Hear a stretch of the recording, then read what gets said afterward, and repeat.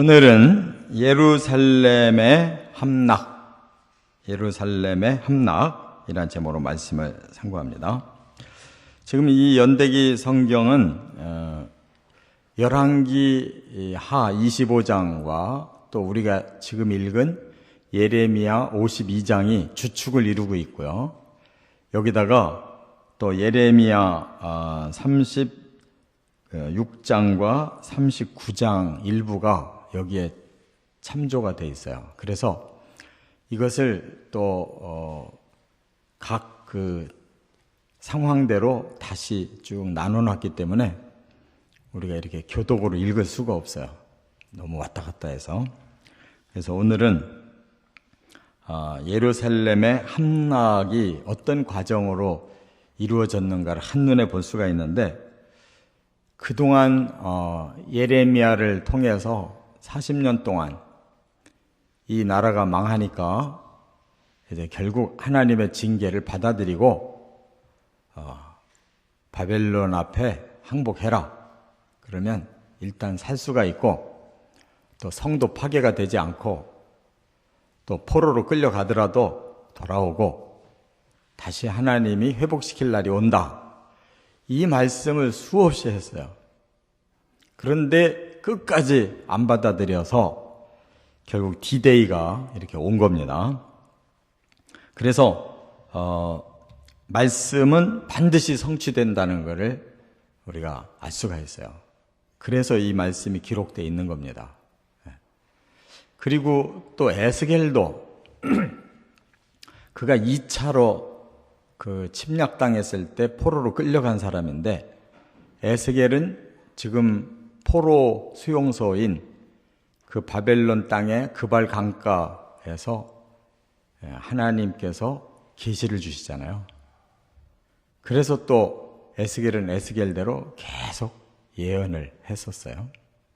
이 모든 게 이제 결정적으로 그대로 성취가 된 사건이 지금 나타났어요. 그러니까 가장 최악의 상태를 그들이 선택한 거죠. 모든 좋은 길을 다 그들은 믿지를 않아서, 하나님 말씀을 안 믿어서 그 기회를 다 놓쳐버리고 최악의 상태로 그들이 떨어졌어요. 그래서 네 가지 모습을 우리가 볼 수 있습니다. 첫째는 5절부터 11절까지 보면 시드기야의 비참한 최후를 볼 수가 있어요. 이 날이 어느 날이냐면 제11년 4월 9일이라 이렇게 본문에 나오거든요. 그러면 제9년 4월 10일 날 그 포위가 됐거든요. 제9년 4월 10일 날 포로가 됐는데, 지금 제11년 4월 9일 날 이제 함락이 돼요. 그래서, 계산을 해보면, 제9년 10월 10일 날 포위가 돼가지고 11년 4월 9일 날 함락이 됐으니까 만 1년 7개월 만에 이 포위망을 결국은 뚫지 못하고 그동안에 점점 기근이 들어서 사람들이 막 굶어 죽기 시작합니다. 그래서 뭐 자식을 잡아먹는 일이 여기서 일어난 거예요. 그러다가 이제 이 성벽이 무너지고 군대가 예루살렘 성 안으로 들어온 겁니다. 이렇게 되니까 시드기야 왕이 살아보려고 과거에 솔로몬이 이렇게 예루살렘 성전, 왕궁 이런 거를 짓느라고 이렇게 채석장을 예루살렘 그 안에다가 채석장을 만들었대요. 그런데 이 족구장만한 큰 이 말하자면 동굴이 생긴 거예요. 채석장에서 돌을 떼내느라고. 근데 여기가 이제 왕궁에서 가까이 있었기 때문에 비밀문을 만들어 가지고 다 오늘날도 이런 정권을 잡은 사람들이 다 자기들 살 길을 마련하잖아요. 막 그래서 해외로 비행기 타고 도망가기도 하고 뭐 숨기도 하잖아요. 그때도 마찬가지예요. 왕들은 다 자기 살 길을 미리 준비를 해놔요. 그래서 비밀문을 열고 그 동굴을 통해서 성 밖으로 나간 거예요. 그래서 광야 아라밧길로 나가서 어디까지 도망갔냐면 이 요단강가에 그 여리고라고 하는 곳이 있어요. 그러니까 예루살렘에서 여리고 가려면 막 계속 내려가는 겁니다. 여리고는 이 해면 하에 있어요. 굉장히 지역이 낮은 곳이에요. 성지순례도 가면 예루살렘부터 버스 타고 여리고까지 가려면 계속 계곡으로 내려가요. 거기까지 도망간 거예요. 여리고 평지까지. 그러나 도망가면 뭐예요? 거기까지 바벨론 군대가 뒤쫓아와서 다 사로잡혀 버린 거예요. 그러니까 호위하던 군인들이 다 흩어졌어요. 시드기야는 꼼짝없이 붙잡힌 거지. 그래서 바벨론 왕 앞으로 끌려갑니다. 그러니까 바벨론 왕이 진작 항복하라고 1년 7개월이나 계속 성을 포위하고 엄포를 놨었는데 끝까지 시드기야가 이렇게 안 들었기 때문에 이제 느부갓네살 왕이 분노가 찬 거죠. 그랬더라면 자기들도 손실이 없고 서로가 힘이 안 들 텐데 1년 7개월을 끄는 바람에 화가 잔뜩 난 거예요. 그래서 시드기야를 앞에 놓고 그 앞에서 가족들을 다 죽인 거예요. 자식들 다 죽여버렸어요. 그리고 볼 거 다 봤으니까 이제 시드기야 두 눈을 빼버렸어요. 그러니까 가장 괴로운 모습을 다 보게 하고는 두 눈 빼고 그리고 쇠사슬로 묶어가지고 끌고서 바벨론까지 갔어요. 그리고 감옥에다 집어넣었어요. 그리고 거기서 죽어요. 그러니까 세상에서 가장 비참한 왕의 모습이에요. 이 역사에 이런 그 상황이 만들어진 사람이 없어요. 그러니까 예레미야가 하나님 말씀대로 예언한 그대로 돼버린 거예요. 그대로. 시드기야는 대표적으로 그 모든 권한을 가지고 있는 사람인데 끝까지 이 사람이 거역하는 바람에 제일 비참하게 죽고 나라 망하고 백성 다 망하게 만든 장본인이에요. 두 번째, 12절부터 14절, 24절부터 27절 상반절까지 보면 이제 예루살렘 파괴가 일어납니다. 예루살렘 성을 아예 파괴해버려요. 그래서 그날이 언제냐, 4월 9일 날 쳐들어왔는데 5월 7일 날 이제 모든 건물을 파괴하는 거예요. 그래서 성전을 먼저 파괴했다고 그랬어요. 성전. 그 다음에 왕궁을 파괴했다고 그랬어요.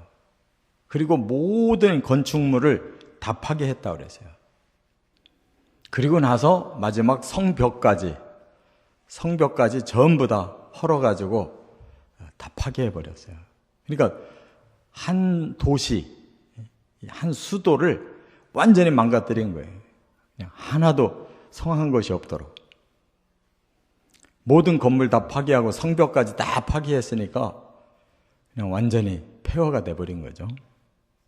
그러고 나서 거기서 숨어있던 사람들, 성 안에 그래도 숨어 있었을 거 아니에요, 사람들이.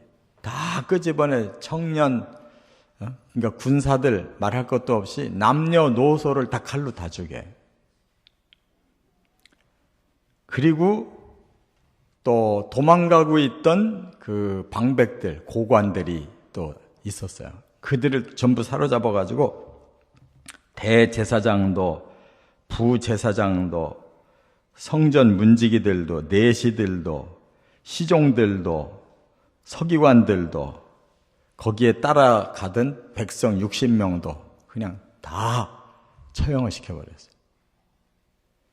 그러니까 막 완전히 싹쓸이를 하는 거예요. 하여튼 성에 남아있는 건 건물이든 사람이든 완전히 싹쓸이를 해버린 거예요. 이게 왜 이렇게 됐습니까? 시드기야가 끝까지 거역하고 백성들, 고관들이 끝까지 이렇게 시드기야 편에 서 있다가 이렇게 된 거예요. 세 번째, 17절부터 23절에 보면 성전 기구 약탈이 일어났어요. 성전을 이제 파괴할 때 그곳에 그 좋은 기구들이 많이 있잖아요. 이 바벨론 사람들은 그것이 말하자면 노략물이잖아요. 전쟁을 벌려가지고 자기들이 이기면 자기들이 수입을 가지기 위해서 좋은 거를 다 약탈하잖아요. 그래서 솔로몬이 지은 성전 중에 제일 웅장했던 것이 앞에 두 기둥이었어요. 이렇게 성전을 들어가려면 앞에 큰 기둥이, 노수로 만든 기둥이 있었는데 그 기둥부터 빼갔다는 거예요. 왜냐하면 그게 값어치가 제일 높으니까. 이 뒤에도 설명하는데 이 두 기둥이 이 두께가 손가락 4개의 두께라고 그랬으니까 이 노수로 만든 두께가 이렇게 두꺼운 거예요. 엄청나게 크고 둥글게 만들어서 거기에다 또 놋 받침까지. 그것만 해도 이 놋에 이 구리에 이 톤을 헤아릴 수가 없었대요. 무게를 헤아릴 수가 없었대요. 뿐만 아니라 성전 안에 있는 모든 기구들 다 빼낸 겁니다. 금으로 만든 거 전부 금만 다 쏙쏙 빼고, 은으로 만든 거 은만 다 쏙쏙 빼고.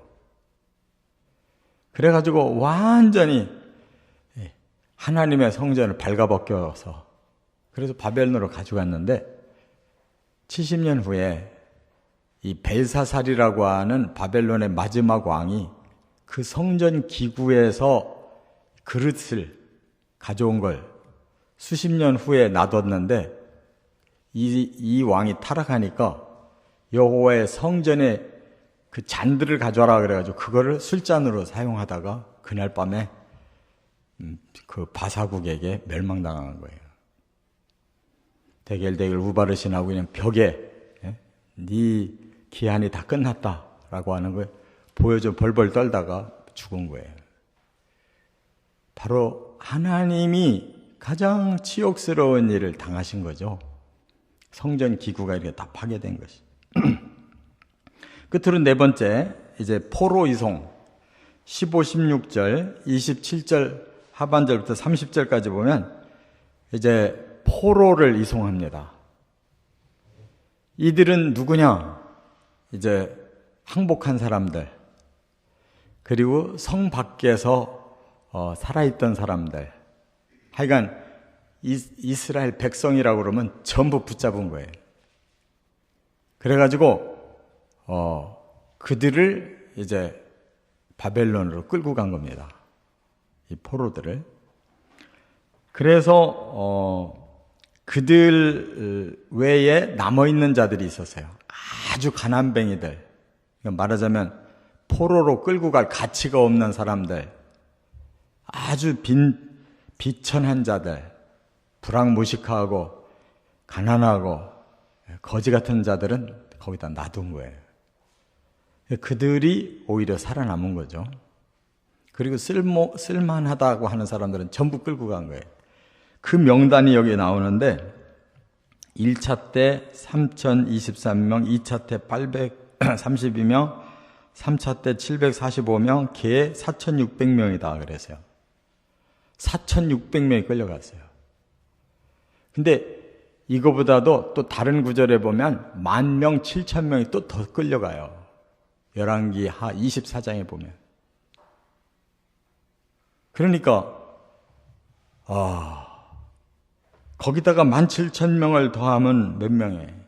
21,600명이 끌려간 거잖아요. 이렇게 가서 그들이 바벨론이 멸망당하기까지 70년간 포로 생활했다 하는 겁니다. 이렇게 우리가 하나님의 말씀이 거절하는 자들에게는 이렇게 성취된다는 걸 보여주는데 이게 예표일 뿐이에요. 지구상의 한쪽에서 있었던 예표지 이것이 진짜 사건이 이루어지는 것이 이 세상 종말인 거예요. 이거를 강조하려고 하는 게 아니고 이것을 예표로 보여주셔서 미래를 대비하라는 거예요. 이 지구에 남아있는 사람들에게 미래를 대비하라는 거예요. 왜?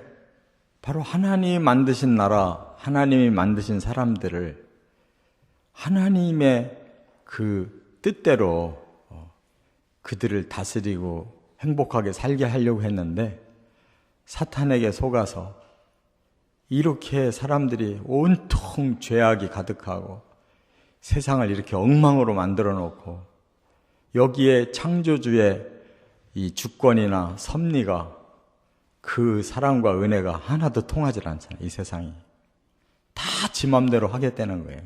하나님은 안중에 없어요. 그러니까 사람들이 하나님이 필요 없어도 얼마든지 사는 거예요. 지금 워낙 똑똑해가지고 사람들이. 근데 악한 지혜를 발휘하는 게 문제죠. 악한 데다 지혜로우니까 이게 완전히 사탄 짓을 하는 사람이. 그래서 이렇게 망한다는 거예요. 우리가 하나님의 말씀을 들으면서 이게 옛날에 이런 일이 있었네. 왜 그 사람들은 이렇게 바보였을까? 오늘 우리들이 이렇게 살고 있는 거예요. 내 생각이 꽉 차가지고 하나님 뜻을 몰라요. 그 당시에도 자기들 생각이 꽉 차서 이게 하나님 뜻이다. 이게 우리가 살 수 있는 최선의 길이다. 이렇게 생각했거든요. 그런데 결정타는 하나님 내리시는 거지. 사람이 아무리 생각한다고 그게 그냥 넘어가는 게 아니잖아요. 우리가 햇볕 가릴 수 있다고 아무리 손으로 가려도 그건 가리는 게 아닌 거예요. 그건 헛된 짓을 하는 거예요. 이 사람들은 이날 이전 그 전날까지도 몰랐을 거 아니에요. 괜찮을 거야. 설마가 사람을 잡는 거예요. 이것이 하나님의 말씀이라면 우리가 이 말씀을 읽고 설마 그러면 그 사람은 큰일 나는 거예요. 이건 엄포가 아니라 엄연한 하나님의 계획이에요. 그렇기 때문에 우리가 말씀을 순종해서 진리의 방향으로 살아가야지. 이 땅에 목표를 둔 사람처럼 이 땅의 방식으로 자꾸 살아가려고 하면 하나님하고 반대길로 나가는 거고 끝이 안 좋다는 것을 깨달아야 돼요. 정말 하나님의 이 말씀을 듣는 것이 우리들에게 복이고 순종해야 그 복이 우리 것이 되는 거 깨달으시기를 주의 이름으로 축원합니다.